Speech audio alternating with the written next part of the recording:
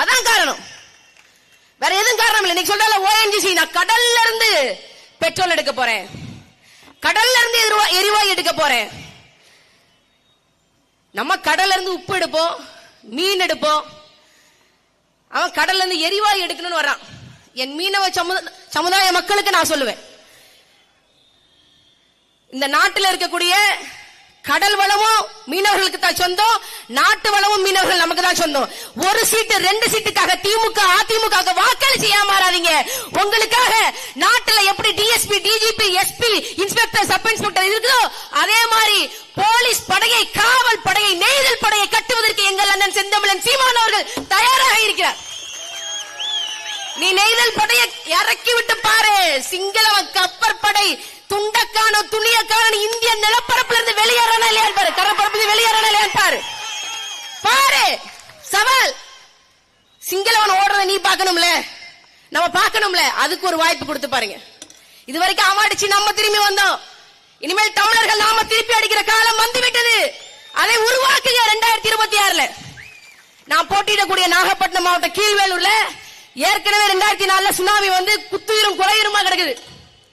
அங்க மண்ணல்றதுக்கு இந்த திமுக ஆட்சி அதிகாரம் கொடுத்திருக்கு. மண்ணல்றான், சவுட்டு மண்ணல்றான்.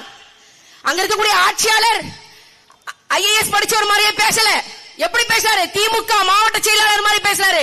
ஆயிரக்கணக்கான மக்கள், பிரதாப ராமபுரத்தை சேர்ந்த ஆயிரக்கணக்கான மக்கள் போராடினார்கள், வீதிக்கு வந்தார்கள். ஆனாலும் பயன் என்ன? ஒரு பயனும் இல்ல, மண்ணலிக்கிட்டே இருக்கான். அதை தடுக்கணும் நாங்க நினைக்கிறோம். மறுபடி சுனாமி வந்துச்சுன்னா, மறுபடி பேரழிவு வந்துச்சுன்னா, ஆழி பேரழிவு வந்துச்சுன்னா அதை தடுப்பது எப்படி? எப்படி?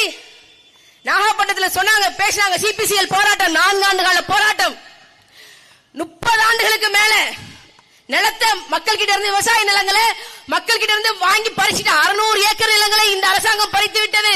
இந்த திமுக, இந்த அதிமுக உரிய இழப்பீடு கொடுக்கல.